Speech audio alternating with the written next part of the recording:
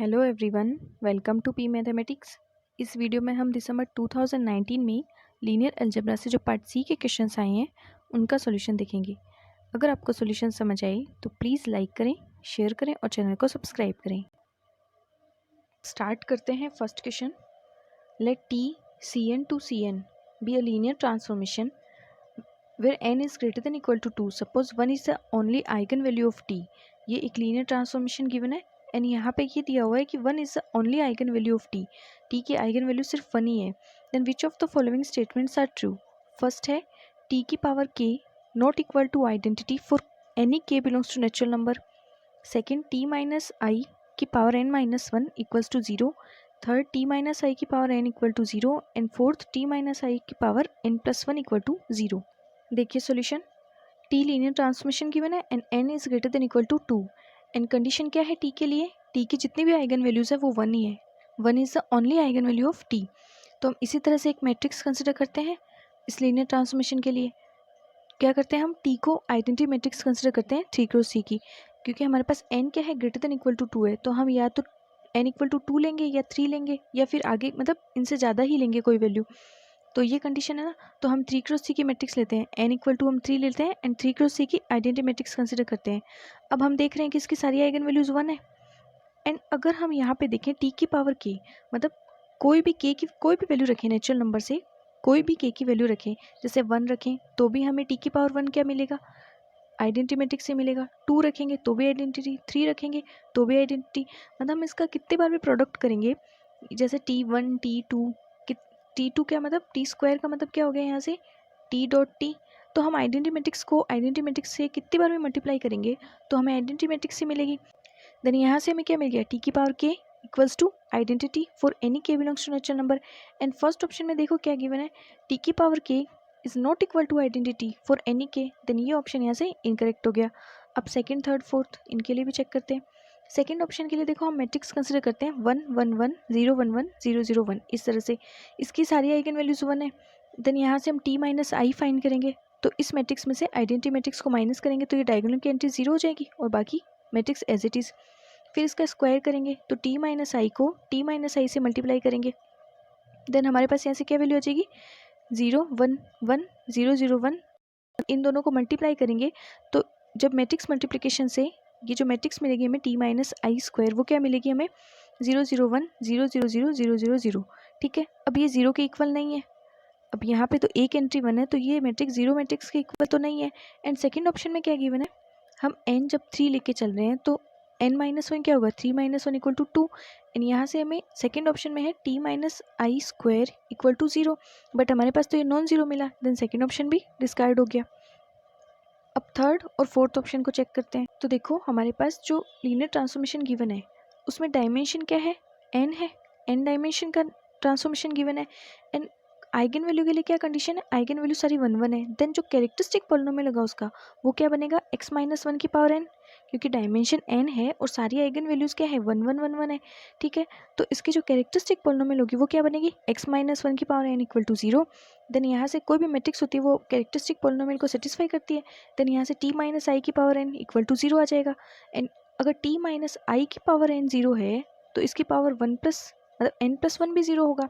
Then अगर यहाँ से हम थर्ड और फोर्थ ऑप्शन को देखें तो थर्ड ऑप्शन में यही है t माइनस आई की power n equal to 0 and यहाँ पे t माइनस आई की power n plus 1 equal to 0।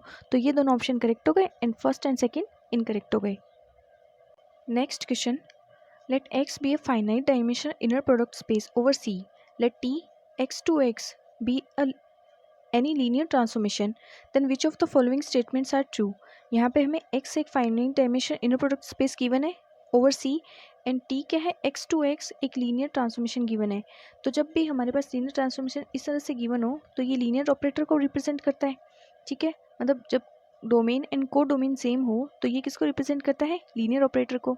Then ये बताना है which of the following statements are true. First option है T is unitary implies T is self adjoint. Second T is self adjoint implies T is normal. Third T is unitary implies T is normal and fourth T is normal implies T is unitary. तो पहले हम इनकी definition देखते हैं। यहाँ पे unitary, self adjoint and normal, इन तीन की हम पहले डेफिनेशन देखेंगे। तो पहले देखिए यूनिटरी ऑपरेटर की definition, a linear operator T on an inner product space V is called unitary if t star equal to identity equal to t star t. It means that t is invertible and t inverse equal to t star. अगर कोई linear operator है वो unitary operator कब होगा, जब या तो T star equal to identity equal to T star T, मतलब ये जो टी स्टार है और ये टी स्टार टी है ये दोनों इक्वल हो, और किसके इक्वल हो, आइडेंटिटी के। एंड सेकेंड क्या है, या फिर ऐसे भी बोल सकते हैं हम T is invertible and T inverse equal to T star. ठीक है, अब नॉर्मल ऑपरेटर क्या होता है, let V be an inner product space and T be a linear operator on V, then we say that T is normal operator if T star equal to T star T। मतलब normal operator के लिए ये है कि जो ये T star है ये होना चाहिए इक्वल किसके, T स्टार T के। अब यूनिटरी में तो क्या था, ये दोनों इक्वल भी हों और किसके इक्वल हो, आइडेंटिटी के। बट यहाँ नॉर्मल में सिर्फ ये दोनों इक्वल हो, बट ये नहीं गिवन है कि ये आइडेंटिटी के इक्वल होंगे। ठीक है, देन ये क्या होंगे, अगर ये कंडीशन सेटिस्फाई हो तो नॉर्मल ऑपरेटर T। अब self adjoint operator, let T be a linear operator on an inner product space V, then we say that T is self adjoint if T equal to T inverse, T equal to T star। अगर T और T star equal हों, T और T star क्या हो, equal हो, तो उस condition में T क्या होता है, सेल्फ एडजॉइंट ऑपरेटर। और ये जो T स्टार होता है ये क्या होता है यहाँ पे, कॉन्जुगेट ट्रांसपोज। जैसे पहले T का कॉन्जुगेट एंड फिर उसका ट्रांसपोज, या फिर पहले इसका ट्रांसपोज और फिर इसका कॉन्जुगेट, दोनों तरह से लिख सकते हैं, ये होता है टी स्टार। अब देखिए सॉल्यूशन, तो हम लेके चलते हैं टी इज़ यूनिटरी। अब यूनिटरी के लिए क्या होता है, T inverse equal to T star. मतलब अगर कोई हम टी को यूनिटरी लेके चल रहे हैं operator, then T inverse equal to क्या होगा, टी स्टार होगा।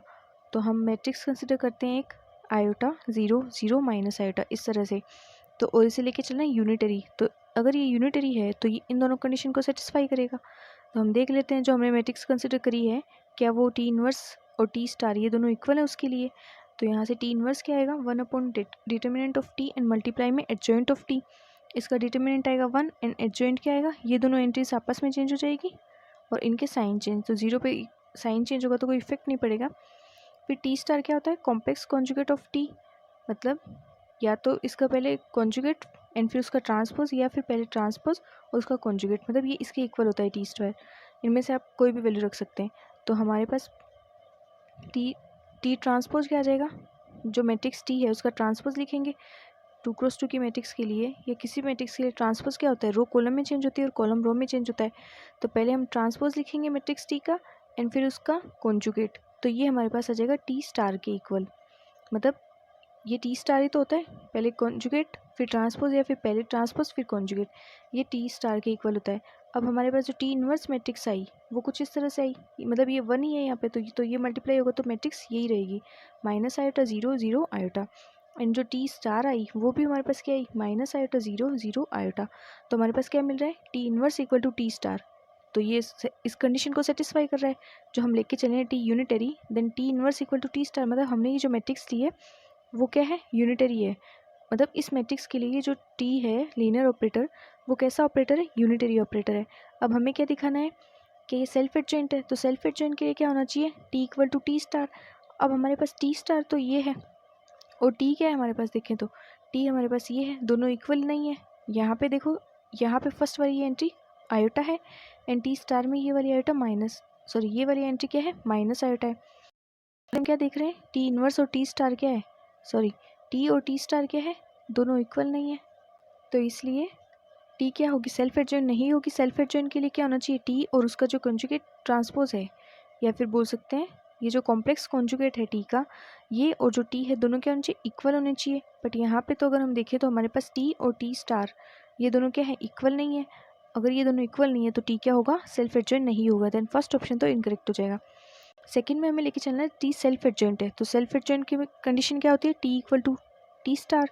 देन यहाँ से हम क्या लिख सकते हैं, देखो T equal to T star है, देन हम टी स्टार इसे क्या लिख सकते हैं, टी की जगह क्या लिख सकते हैं यहाँ से टी स्टार, एंड यहाँ से टी स्टार की जगह क्या लिख सकते हैं टी। तो यानी कि ये दोनों जब इक्वल हैं तो T star equal to T star T, ये कंडीशन सेटिस्फाई होगी। देन यहाँ से ये किसकी कंडीशन होती है, ये नॉर्मल ऑपरेटर की होती है। तो हमें क्या मिल गया, जब टी सेल्फ एडजॉइंट है तो उस कंडीशन में टी नॉर्मल ऑपरेटर भी होगा। देन सेकेंड ऑप्शन तो करेक्ट हो गया। अब थर्ड थर्ड में गिवन है टी इज़ यूनिटरी। अगर टी यूनिटरी है तो हमें ये चेक करना है क्या ये नॉर्मल होगा। तो यूनिटरी की कंडीशन क्या होती है, T inverse equal to T star, या फिर T star equal to identity equal to T star T. ठीक है, तो यहाँ से हम क्या देख रहे हैं, अगर जब टी जो ऑपरेटर है वो यूनिटरी ऑपरेटर है, उस कंडीशन में T star T and T star ये दोनों क्या है, इक्वल है। यहाँ से चलो इक्वल तो आइडेंटिटी के हैं बट दोनों इक्वल तो है, तो यहाँ से हम लिख सकते हैं T star equal to T star T. और ये किसकी कंडीशन होती है, नॉर्मल ऑपरेटर की। देन यहाँ से हमें क्या मिल जाएगा, T is a normal operator. Then third option भी करेक्ट हो गया। फिर फोर्थ में है हमें लेके चलना है टी को नॉर्मल ऑपरेटर, एंड हमें ये चेक करना है क्या ये यूनिटरी होगा या नहीं होगा। तो नॉर्मल की कंडीशन क्या होती है, T star equal to T star T. ठीक है, ये नॉर्मल की कंडीशन होती है। देन हम एक मैट्रिक्स कंसिडर करते हैं 1 आयोटा माइनस आयोटा 1, इस तरह से इसका जो मतलब टी स्टार फाइंड करेंगे इसके लिए वो क्या आ जाएगा 1 आयोटा माइनस आयोटा एंड 1। ठीक है, पहले इसका ट्रांसपोज एंड फिर उसका कॉन्जुगेट, फिर T star and T star T ये दोनों हमने फाइंड किए, टी और टी स्टार को मल्टीप्लाई किया, और सेकंड में टी स्टार और टी, मतलब फर्स्ट में तो हम कर रहे हैं टी को टी स्टार से मल्टीप्लाई, देन हमें जीरो मैट्रिक्स मिली। फिर सेकंड में हम क्या करेंगे, टी स्टार को टी से मल्टीप्लाई करेंगे, तब भी हमें जीरो मैट्रिक्स मिली। तो देखो हमें क्या मिल रहा है, टी स्टार और टी ये दोनों इक्वल है। अगर हम नॉर्मल ऑपरेटर लेके चलते हैं तो टी स्टार हम ऐसी ही मैट्रिक्स कंसिडर करेंगे जिसके लिए हमें क्या मिले, T star equal to T star T, हमें ये मिल रहा है T star equal to T star T. But यहाँ से अगर हम देखें तो ये दोनों इक्वल है, लेकिन ये आइडेंटिटी की इक्वल नहीं है। और यूनिटरी ऑपरेटर में क्या होता है, ये दोनों इक्वल हों और किसके इक्वल हो, आइडेंटिटी के। हमने अभी देखा था जब यूनिटरी ऑपरेटर होता है टी, उस कंडीशन में T star equal to identity equals to T star T, मतलब ये दोनों इक्वल होते हैं और आइडेंटिटी की इक्वल होते हैं। बट यहाँ से तो ये जीरो मैट्रिक्स के इक्वल मिले हमें। यहाँ से अगर हम देखें तो हमारे पास क्या मिले, ये दोनों इक्वल बट किसके इक्वल मिले, जीरो मैट्रिक्स के। इससे टी क्या होगा, यूनिटरी नहीं होगा। देन फोर्थ ऑप्शन इनकरेक्ट हो गया। तो यहाँ से देखो थर्ड ऑप्शन करेक्ट हुआ, सेकेंड ऑप्शन करेक्ट हुआ, एंड बाकी के दोनों इनकरेक्ट हो गए। Option second and third correct हो गए and first and fourth incorrect हो गए। Next question, which of the following statements are true. First, any two quadratic forms of same ring in n variable over R are isomorphic. Second, any two quadratic forms of same ring in n variables over C are isomorphic. Third, any two quadratic forms in n variable are isomorphic over C. And fourth है, a quadratic form in 4 variables may be isomorphic to a quadratic form in 10 variables. तो हमें देखो statement based equation given है, अब हमें ये check करना है इनमें से कौन सा ऑप्शन करेक्ट है एंड कौन सा ऑप्शन इनकरेक्ट है। तो देखिए उससे पहले हम कुछ रिजल्ट जानते हैं जिनको हम पहले डिस्कस कर लेते हैं। देखिए, any two quadratic forms in n variables over C, कोई दो क्वाड्रेटिक फॉर्म है n वेरिएबल्स की over C, are isomorphic if they have same rank. अगर कोई C के अंदर दो क्वाड्रेटिक फॉर्म्स हैं वो आइसोमॉर्फिक कब होंगी, जब उनके पास में दोनों के पास क्या होनी चाहिए, रैंक सेम होनी चाहिए। Second, if two quadratic forms in n variables over R, अभी हमने सी पे डिस्कस किया, अब जब ये आर में क्या हो, आइसोमॉर्फिक हो, कब होगी, मतलब ये आर पे हो आइसोमॉर्फिक कब होगी, if they have same rank and signature. C के लिए तो जब हम देख रहे थे तो क्या होना चाहिए था, सिर्फ रैंक सेम होनी चाहिए थी, बट आर के लिए अगर चेक करेंगे रियल में तो क्या होना चाहिए, रैंक और सिग्नेचर दोनों क्या होने चाहिए, सेम होने चाहिए उन दोनों क्वाड्रेटिक फॉर्म्स के, तब वो क्वाड्रेटिक फॉर्म्स क्या होगी, आइसोमॉर्फिक होगी। अब रैंक क्या होता है, number of non zero row of a matrix, वो क्या होता है, रैंक होती है। किसी मैट्रिक्स के लिए अगर हम उसकी रैंक फाइंड करेंगे तो जितनी नंबर ऑफ नॉन जीरो रो होती है वो क्या होती है, मैट्रिक्स की रैंक होती है। एंड कोई क्वाड्रेटिक फॉर्म है ऐसे एक्स डैश ए एक्स, अगर ये कोई क्वाड्रेटिक फॉर्म है किसी फील्ड एफ पे, then rank of matrix A is called rank of the quadratic form of X dash A X. मतलब अगर कोई क्वाड्रेटिक फॉर्म है उसके अंदर ये जो मैट्रिक्स है इसकी जो रैंक होगी वही रैंक क्या होगी, इस क्वाड्रेटिक फॉर्म की होगी। ठीक है, और हमें ये चेक करना है ना, आर में किसी मतलब कोई दो क्वाड्रेटिक फॉर्म है वो आइसोमॉर्फिक कब होगी, जब उनके पास में सेम रैंक एंड सिग्नेचर हो। अब रैंक का तो हमने पता लगा लिया कि जो मैट्रिक्स की रैंक होगी वो इस क्वाड्रेटिक फॉर्म की रैंक होगी। अब सिग्नेचर क्या होता है, number of positive eigen values minus number of negative eigen values. Matrix की जो जितनी पॉजिटिव आइगन वैल्यूज होती है, जैसे सपोज किसी मैट्रिक्स के पास में दो पॉजिटिव आइगन वैल्यूज हो एंड उसके पास में एक नेगेटिव आइगन वैल्यू है, इस तरह से कुछ 1 1 एंड -1, तो सिग्नेचर क्या हो जाएगा, number of positive eigen values minus number of negative eigen values equals to जो ये वैल्यू आई जैसे 1 वो क्या हो जाएगा, सिग्नेचर हो जाएगा। ठीक है, अब अगर ऑप्शंस को देखें तो देखो हम यहाँ से रिजल्ट से ही लिख सकते हैं। फर्स्ट में क्या है, any two quadratic form of same rank in n variable over R isomorphic. अब आर पे कोई दो क्वाड्रेटिक फॉर्म कब आइसोमॉर्फिक होगी, आर में देखें तो उनके पास में रैंक एंड सिग्नेचर दोनों सेम होने चाहिए, बट यहाँ सिर्फ ऐसा बोला गया same rank, then first option तो इनकरेक्ट हो गया स्टेटमेंट से। Second, any two quadratic form of same rank in n variable over C are isomorphic. अब सी के लिए तो यही है सिर्फ, अगर सेम रैंक हो देन क्वाड्रेटिक फॉर्म्स क्या होती है, आइसोमॉर्फिक होती है। देन इस स्टेटमेंट से सेकंड ऑप्शन करेक्ट हो गया।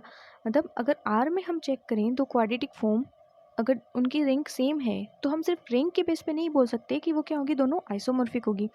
रैंक के साथ साथ क्या होना चाहिए, मतलब यहाँ पे इनके साथ में रैंक के साथ में क्या होना चाहिए, सिग्नेचर भी सेम होना चाहिए, देन वो क्वाड्रेटिक फॉर्म्स क्या होगी, आइसोमॉर्फिक होगी। इसलिए फर्स्ट इनकरेक्ट हो गया। और सी के अंदर सिर्फ हम क्या चेक करते हैं, अगर उनके पास में दोनों के पास में क्वाड्रेटिक फॉर्म के पास रैंक सेम हो तो वो आइसोमॉर्फिक होती है। तो सेकेंड ऑप्शन ऐसे करेक्ट हो गया। अब थर्ड है, any two quadratic form in n variable are isomorphic over C. अब इसमें क्या है, कोई भी दो क्वाड्रेटिक फॉर्म जो होती है वो आइसोमॉर्फिक होती है, बल्कि आइसोमॉर्फिक सी में होने के लिए क्या कंडीशन होनी चाहिए, रैंक सेम होनी चाहिए। तो स्टेटमेंट से ये इनकरेक्ट हो गया। तो सिर्फ हमने जो ये स्टेटमेंट देखे उन्हीं के बेस पे हमने तीन ऑप्शन को तो चेक कर लिया, फर्स्ट इनकरेक्ट हुआ, सेकंड करेक्ट हुआ एंड थर्ड इनकरेक्ट हुआ। फोर्थ में है, a quadratic form in four variables में बी आइसोमॉर्फिक मे बी। अब इसमें ये नहीं कहा होगा ही, मतलब इसमें एक may be isomorphic to a quadratic form in 10 variables. तो हम इसे इस तरह से समझ सकते हैं, अगर हम ए 4x4 की मैट्रिक्स लें देन इसकी रैंक क्या हो जाएगी, 4 हो जाएगी, तो क्वाड्रेटिक फॉर्म की रैंक भी 4 हो जाएगी। और सिग्नेचर क्या होगा, number of eigen positive eigen values, तो यहाँ पे number of positive eigen values क्या है, 4 है, minus number of negative eigen values, ये किसके इक्वल आ गया, सिग्नेचर 4 के। अब बी 10 वेरिएबल्स की मैट्रिक्स बनानी है, तो यहाँ पे सपोज 4x4 की तो आइडेंटिटी मैट्रिक्स है और बाकी जितने भी एंट्रीज है वो क्या सारी 0 है। इस तरह से 10x10 की मैट्रिक्स फॉर्म की गई है। देन इससे इसकी भी रैंक 4 आ गई एंड इसका सिग्नेचर क्या हो गया, 4 हो गया। तो यहाँ से हम क्या देख रहे हैं, रैंक और सिग्नेचर ए और बी के दोनों क्या है, सेम है। और अगर इनके रैंक और सिग्नेचर सेम है तो ये आइसोमॉर्फिक है। देन यहाँ पे क्या है, a quadratic form in 4 variables may be isomorphic to a quadratic form in 10 variables. ये ऑप्शन इससे करेक्ट हो गया। तो इस क्वेश्चन के second and fourth option correct हो गए and first and third incorrect हो गए। अब नेक्स्ट क्वेश्चन देखिए, ये क्वेश्चन भी सेम उसी क्वेश्चन पे जो हमने अभी देखा था पहला, which of the following statements regarding quadratic forms in 3 variables are true. अब 3 वेरिएबल्स की क्वाड्रेटिक फॉर्म के लिए इनमें से ये बताना है कौन सा ऑप्शन करेक्ट होगा। फर्स्ट है, any two quadratic form of rank 3 are isomorphic over R. अब इसमें क्या है, रैंक 3 है, आर के लिए क्या चेक करना होता है, rank plus signature, sorry plus नहीं मतलब रैंक और सिग्नेचर क्या होनी चाहिए, सेम होनी चाहिए। अब यहाँ पे any two quadratic form of rank 3 are isomorphic over R, यहाँ पे कहीं भी सिग्नेचर का कोई जिक्र नहीं है, तो इस वजह से फर्स्ट ऑप्शन तो इनकरेक्ट हो गया, क्योंकि आर में आइसोमॉर्फिक होने के लिए क्वाड्रेटिक फॉर्म के लिए क्या होना चाहिए, रैंक और सिग्नेचर सेम होनी चाहिए। फिर सेकंड है, any two quadratic form of rank 3 are isomorphic over C. इसमें है कोई भी दो क्वाड्रेटिक फॉर्म है जिनकी रैंक 3 है देन वो आइसोमॉर्फिक होगी ओवर सी। ये ऑप्शन यहाँ से करेक्ट हो जाएगा, क्योंकि सी के लिए तो यही ज़रूरत होती है, मतलब अगर सी में चेक करें तो अगर रैंक सेम आए कोई भी दो क्वाड्रेटिक फॉर्म की तो वो आइसोमॉर्फिक होती है। तो सेकंड ऑप्शन करेक्ट हो गया। थर्ड ऑप्शन में है, there are exactly 3 non zero quadratic forms of rank less n equal to 3 up to isomorphism over C. C के लिए क्या चेक करते हैं हम, रैंक इक्वल होनी चाहिए एंड यहाँ पे ये बोला गया है कि अगर रैंक इक्वल है मतलब आइसोमॉर्फिक है अगर सी में, तो वो कितनी होगी, यहाँ पे 3 नॉन जीरो क्वाड्रेटिक फॉर्म में होगी, जो क्या होगी, आइसोमॉर्फिक होगी ओवर सी में। तो 3 ही होगी, ये ऑप्शन करेक्ट होगा, क्योंकि यहाँ पे हम लेके चल रहे हैं जो क्वाड्रेटिक फॉर्म है वो 3 वेरिएबल्स की है और rank less than equal to 3। Less than equal to 3 में कौन कौन सी रैंक आएगी, मतलब रैंक अगर लेस देन इक्वल टू 3 है तो रैंक आएगी 0 1 2 एंड 3। अब नॉन जीरो पूछा है तो नॉन जीरो कौन कौन सी है, 1 2 3 कितनी है, ये 3 है। तो ये ऑप्शन यहाँ से करेक्ट हो गया, क्योंकि यहाँ पे there are exactly 3 non zero quadratic forms of rank less than equal to 3 up to isomorphism over C. तो यहाँ से थर्ड ऑप्शन करेक्ट हो गया। अब फोर्थ में है, there are exactly 3 non zero quadratic form of rank 2 up to isomorphism over R and C. अब देखो हमने अभी देखा था कि जब हम आर के लिए बताते हैं कोई दो क्वाड्रेटिक फॉर्म आइसोमॉर्फिक कब होगी, उनके लिए क्या चाहिए हमें, रैंक और सिग्नेचर सेम चाहिए। यहाँ पे सिर्फ रैंक की बात कही गई है, मतलब सिग्नेचर के लिए इसमें कुछ नहीं बोला गया, तो इस वजह से ये ऑप्शन इनकरेक्ट हो जाएगा, क्योंकि हम सिर्फ आर रैंक के बेस पे आर में आइसोमॉर्फिक नहीं बता सकते, तो यहाँ से फोर्थ ऑप्शन इनकरेक्ट हो गया एंड जो फर्स्ट और फोर्थ ऑप्शन है ये इनकरेक्ट हो गए। Next question, let T R4 to R4 be a linear transformation with characteristic polynomial x minus 2 की power 4 and minimal polynomial x minus 2 की power 2, then the Jordan canonical form of T can be। ये चार option है, इनमें से ये बताना है T की जॉर्डन कैनोनिकल फॉर्म क्या होगी। तो देखिए सॉल्यूशन, यहाँ पे T हमारे पास है R4 से R4 पे एक लीनियर ट्रांसफॉर्मेशन गिवन, और जो कैरेक्टरिस्टिक पॉलिनोमियल है वो क्या है x माइनस 2 की पावर 4 और मिनिमल पॉलिनोमियल है x माइनस 2 की पावर 2। अब जो कैरेक्टरिस्टिक पॉलिनोमियल होता है वो किसको रिप्रेजेंट करता है, उस आइगन वैल्यू के लिए एल्जेब्रिक मल्टीप्लिसिटी को। तो इसकी जो पावर होती है, जैसे x माइनस इस तरह से हो x माइनस लेमडा की पावर m, तो इस आइगन वैल्यू लेमडा के लिए एल्जेब्रिक मल्टीप्लिसिटी क्या होती है, जो m की वैल्यू होती है, मतलब ये जितनी पावर होती है वो होती है उस आइगन वैल्यू के लिए एल्जेब्रिक मल्टीप्लिसिटी क्या होती है, am होती है। तो यहाँ पे 2 के लिए am क्या होगी, 4 होगी, क्योंकि यहाँ पे पावर 4 है। और जो am होती है वो किसको रिप्रेजेंट करती है, कि वो आइगन वैल्यू कितने टाइम्स रिपीट हुई है। मतलब यहाँ पे हमारे पास R4 से R4 पे गिवन है और इसका कैरेक्टरिस्टिक पॉलिनोमियल ये है, इसका मतलब ये जो आइगन वैल्यू 2 है ये 4 टाइम्स रिपीट हो रही है, मतलब इसकी जो आइगन वैल्यू होगी वो क्या होगी 2 2 2 2, मतलब 2 होगी 4 टाइम्स, ठीक है। फिर मिनिमल पॉलिनोमियल क्या रिप्रेजेंट करता है, आइगन वैल्यू के लिए जियोमेट्रिक मल्टीप्लिसिटी, जो हमारे पास जॉर्डन कैनोनिकल फॉर्म में ब्लॉक का ऑर्डर डिफाइन करता है। तो यहाँ से अगर हम देखें तो 2 की जियोमेट्रिक मल्टीप्लिसिटी क्या होगी, जो इसकी पावर होगी, तो यहाँ से GM ऑफ 2 भी क्या आ गया, 2 आ गया, और AM ऑफ 2 है 4, ठीक है। अब हमें फॉर्म करनी है इसकी जॉर्डन कैनोनिकल फॉर्म। तो जॉर्डन कैनोनिकल फॉर्म के लिए हमें पहले इसके जॉर्डन ब्लॉक बनाने होते हैं, और जॉर्डन ब्लॉक किससे डिफाइन होंगे, इस जियोमेट्रिक मल्टीप्लिसिटी से। जितनी जियोमेट्रिक मल्टीप्लिसिटी होती है उस आइगन वैल्यू के लिए मैक्सिमम ऑर्डर का ब्लॉक उसी ऑर्डर का बनता है जो उसकी जियोमेट्रिक मल्टीप्लिसिटी होती है। जैसे यहाँ पे 2 की जियोमेट्रिक मल्टीप्लिसिटी है 2, तो जो एक ब्लॉक बनेगा वो किस ऑर्डर का बनेगा, 2 क्रॉस 2 का। मैक्सिमम यही है, मतलब हम यहाँ ये नहीं कह सकते अब कि 4 आइगन वैल्यूज है, मतलब जो 2 है वो कितने टाइम्स है, 4 टाइम्स है। तो हम ये नहीं कह सकते कि एक 4 क्रॉस 4 का ही ब्लॉक बन जाएगा और चारों आइगन वैल्यू कंप्लीट हो गई, या फिर 3 का बन जाएगा। जितनी जियोमेट्रिक मल्टीप्लिसिटी है मैक्सिमम ऑर्डर वही होगा उस जॉर्डन ब्लॉक का। तो यहाँ से मैक्सिमम ऑर्डर क्या होगा, एक ब्लॉक का 2 क्रॉस 2, एंड फिर बाकी के जो ब्लॉक बनेंगे, क्योंकि आइगन वैल्यू तो 4 है, तो 2 आइगन वैल्यू तो इस 2 क्रॉस 2 ब्लॉक में आ जाएगी। बाकी की जो ये 2 बचेगी, इनके लिए जो ब्लॉक बनेगा उसका ऑर्डर या तो 2 होगा या 2 से कम होगा। तो यहाँ पे हमने एक तो बना दिया 2 क्रॉस 2 का ब्लॉक, 2 आइगन वैल्यू तो यहाँ कंप्लीट हो गई। अब या तो बनेगा 2 क्रॉस 2 का ही, या किसका बनेगा, एक मतलब 1 क्रॉस 1 का बनेगा, एक एक आइगन वैल्यू। तो एक 2 क्रॉस 2 का, फिर थर्ड बन गया 1 का, फिर फोर्थ भी बन गया 1 का। तो चारों आइगन वैल्यू कंप्लीट हो गई, 4 क्रॉस 4 की मैट्रिक्स बन गई, और चारों आइगन वैल्यू क्या आ गई, जॉर्डन कैनोनिकल फॉर्म में आ गई। या फिर अगर पहला 2 क्रॉस 2 का बनाए तो सेकंड भी 2 क्रॉस 2 का बन सकता है, क्योंकि हमने यही तो देखा ना, या तो 2 क्रॉस 2 का बनेगा ब्लॉक, या फिर 2 या तो 2 का ही बनेगा सेकंड वाला, या फिर 2 से कम का बनेगा, इससे ज़्यादा का नहीं बन सकता। तो अब हमने 2 क्रॉस 2 का एक बनाया और दूसरा भी 2 क्रॉस 2 का बना दिया, तो चारों आइगन वैल्यू यहाँ भी कंप्लीट हो गई। अब देखो ये जो वैल्यू है, मतलब ये जो हमें जॉर्डन कैनोनिकल फॉर्म मिली है, इसे हम इस तरह से भी लिख सकते हैं, ये जो 1 है इसको यहाँ लिख दें और 0 को यहाँ लिख दें, फिर यहाँ 2 यहाँ 2, ठीक है। मतलब ये जो ब्लॉक बनाते हैं हम 2 क्रॉस 2 का, उसमें क्या करते हैं, जैसे ये डायगोनल पे तो सिर्फ आइगन वैल्यूज आती है, फिर या तो यहाँ 1 रख देते हैं, यहाँ 0, या फिर यहाँ 1 और यहाँ 0, दोनों में कोई इफेक्ट नहीं होता है, मतलब दोनों करेक्ट होती है।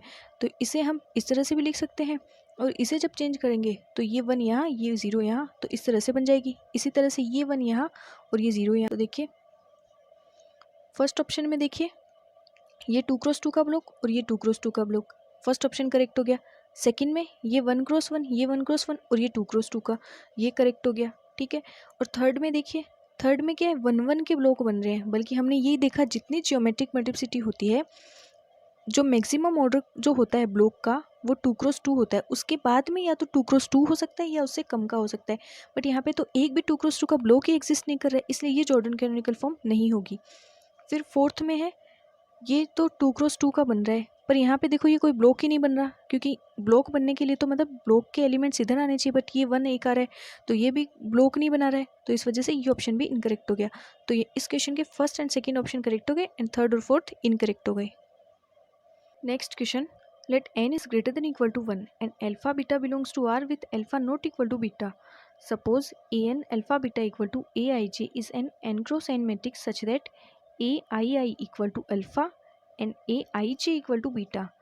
for I not equal to j and 1 is less than equal to I, j is less than equal to n, let dn be the determinant of an alpha beta, then which of the following statements are true? First है dn, मतलब यहाँ पे ये dn किसको represent करता है? an alpha beta की जो मैट्रिक्स बनी है इसके डिटर्मिनेंट को. देन यहाँ पे फर्स्ट ऑप्शन है dn equal to alpha minus beta dn minus 1 plus beta for n greater than equal to 2. Second में dn upon alpha minus beta की power n minus 1 equals to dn minus 1 upon alpha minus beta की power n minus 2 plus beta for n greater than equal to 2.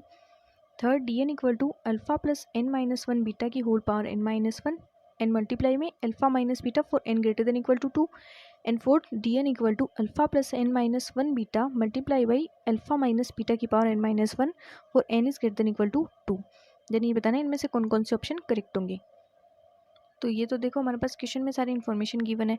अब हम क्या करते हैं इसके solution के लिए, पहले n इक्वल टू 1 लेते हैं. तो n इक्वल टू 1 के लिए d1 क्या आ जाएगा? a1, क्योंकि यहाँ से हमारे पास dn क्या गिवन है? Determinant of an alpha beta. an alpha beta क्या है? ये जो an अल्फा बीटा है ये क्या है? n क्रॉस n की मैट्रिक्स है. ठीक है, तो अगर हम यहाँ से d1 मतलब n इक्वल टू 1 लें तो उस कंडीशन में d1 क्या मिल जाएगा? Determinant of a1. ये dn किसको रिप्रेजेंट कर रहा है? Determinant of an. और an क्या है यहाँ पे? n क्रॉस n की मैट्रिक्स है. तो अगर हम n इक्वल टू 1 लें तो d1 क्या आ जाएगा? Determinant of a1.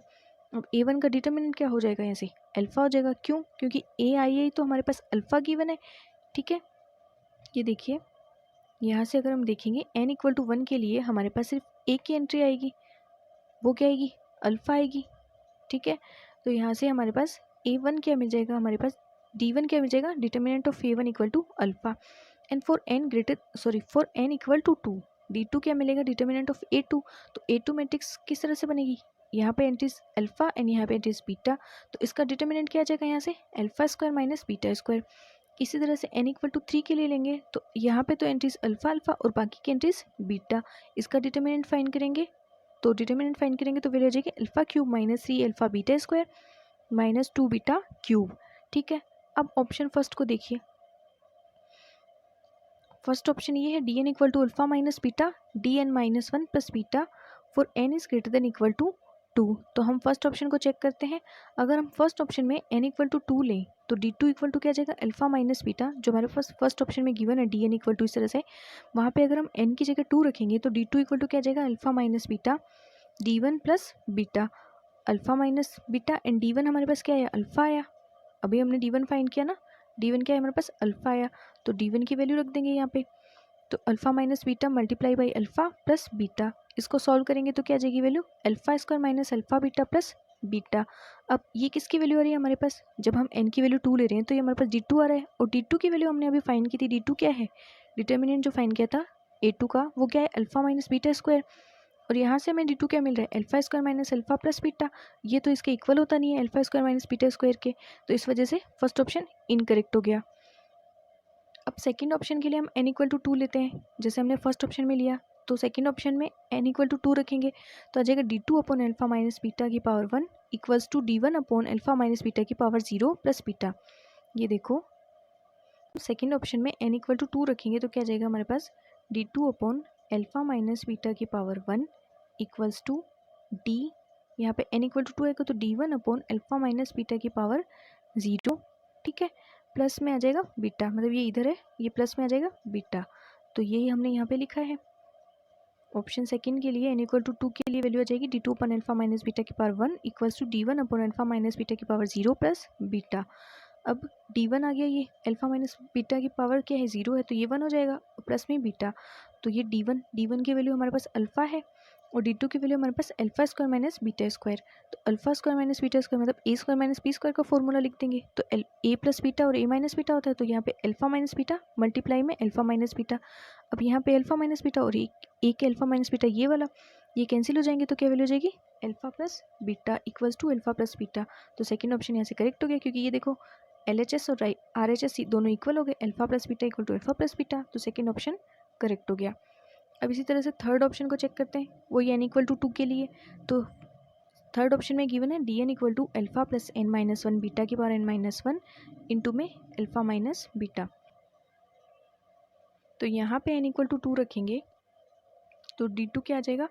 Alpha plus beta जब 2 रखेंगे तो 2 माइनस 1 1 हो जाएगा, तो अल्फ़ा प्लस बीटा की पावर 1 एंड मल्टीप्लाई में अल्फ़ा माइनस बीटा। अब फॉर n इक्वल टू 3 के लिए क्या आ जाएगा, d3 equal to alpha plus 2 beta की पावर 2, यहाँ पे 3 रखेंगे तो ये 2 बीटा एंड यहाँ से पावर आ जाएगी 2, तो d3 क्या आ जाएगा, alpha plus 2 beta square and multiply में अल्फ़ा माइनस बीटा। फिर इसको हम लिख सकते हैं, इसका होल स्क्वायर ओपन कर देंगे तो alpha square plus 4 beta square plus 4 alpha beta and multiply में अल्फ़ा माइनस बीटा। d3 की वैल्यू हमारे पास जो वैल्यू हमने फाइंड की है वो रखेंगे, d3 की वैल्यू हमने अभी फाइंड की थी ना, d3 की वैल्यू क्या है, alpha cube minus 3 alpha beta square plus 2 beta cube, तो ये वैल्यू यहाँ पे रख देंगे, alpha cube minus 3 alpha beta square plus 2 beta cube, और इधर से राइट हैंड साइड में वैल्यू चल रही है वो क्या है, alpha square plus 4 beta square plus 4 alpha beta and multiply में अल्फ़ा माइनस बीटा। तो इनको मल्टीप्लाई कर देंगे दोनों को, ये वाली टर्म और ये वाली टर्म, इन दोनों को मल्टीप्लाई कर देंगे तो ये वाली वैल्यू आ जाएगी। अब देखो ये वाली वैल्यू और ये वाली वैल्यू मतलब लेफ्ट हैंड साइड और राइट हैंड साइड इक्वल नहीं है, तो थर्ड ऑप्शन यहाँ से इनकरेक्ट हो जाएगा। अब फोर्थ ऑप्शन में है d n equal to alpha plus n minus 1 beta alpha minus beta की पावर एन माइनस 1।